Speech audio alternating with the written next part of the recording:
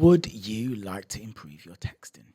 If so, I'm going to help you right now and give you some clear cut examples that you can use, steps you can use to improve your texting. Let's go. The next one is don't be logical. No, no, no, no, no, no, no, no, no, no, no, no, no.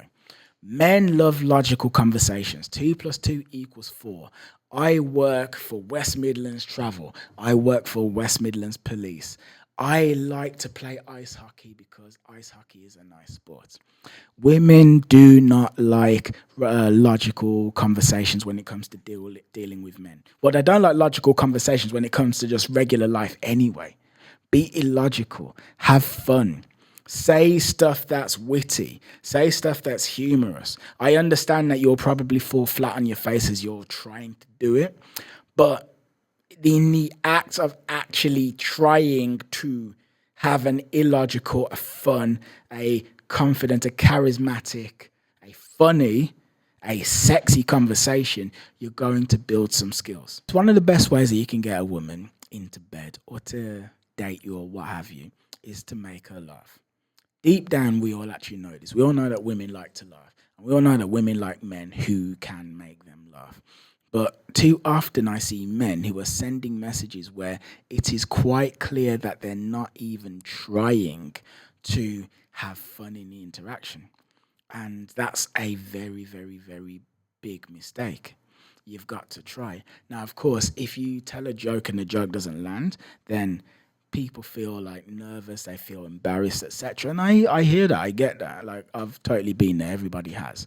But you need to be doing that. You need the woman who you are messaging to have a fun and positive experience of talking to you. It's very key and crucial.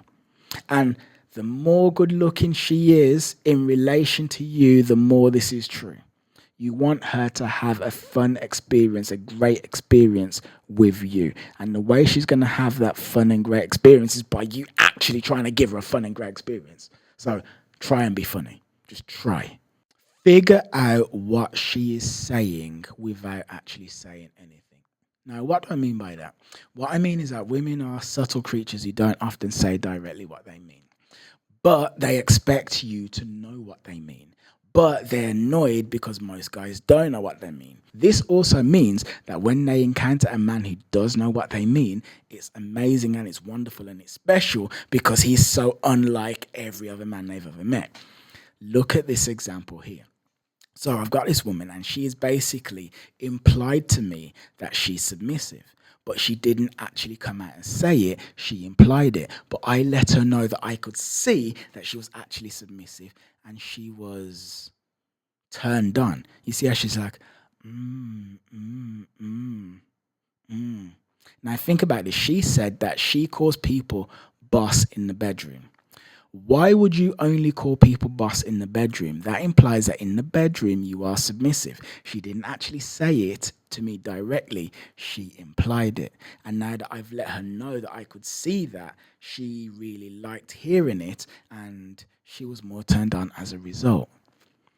Figure out what is being said without consciously, directly being said. If you can do that, that would be like gold dust because it is a skill that most men lack. Most men do not have the ability to work out what women are really saying under the scenes. Use descriptive words. So what does that mean? It's kind of like this.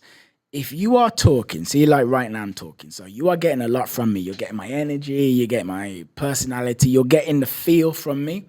But if you're texting, if I was texting you right now, I could be texting you saying exactly the same thing, but you wouldn't get it. For instance, like this, I will just repeat that last sentence. Exactly the same thing, or exactly the same thing, or exactly the same thing.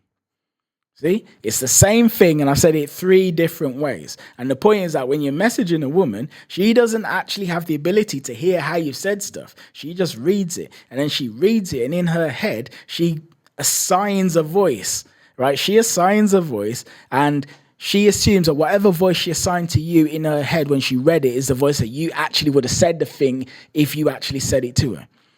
And that can cause a lot of hang-ups. Or you can just bore women to tears. So you can do one of two things. You can either bore them by using boring words, or you can use words that they don't care for and which make them assume certain things, and then they just get pissed off and they ghost and blah, blah, blah.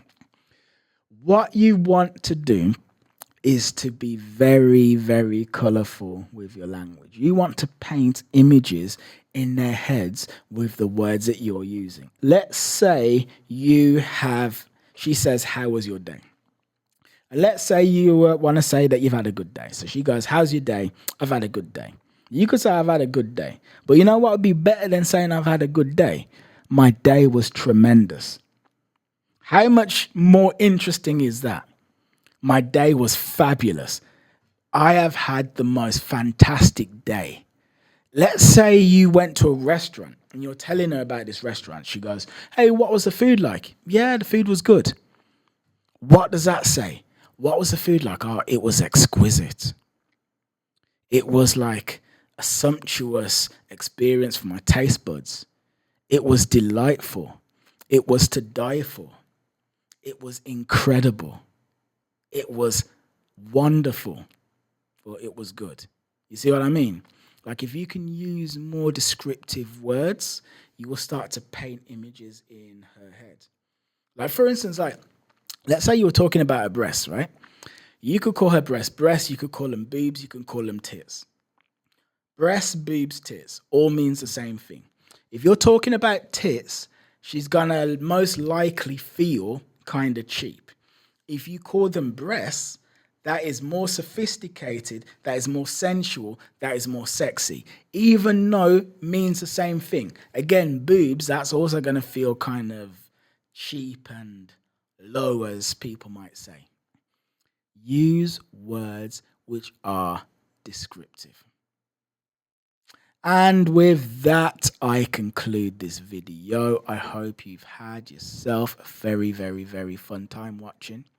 Take care, toodaloo, see you later. Chaos is a ladder, and book a call with me if you need help reaching your dating, your romantic, your sexual goals.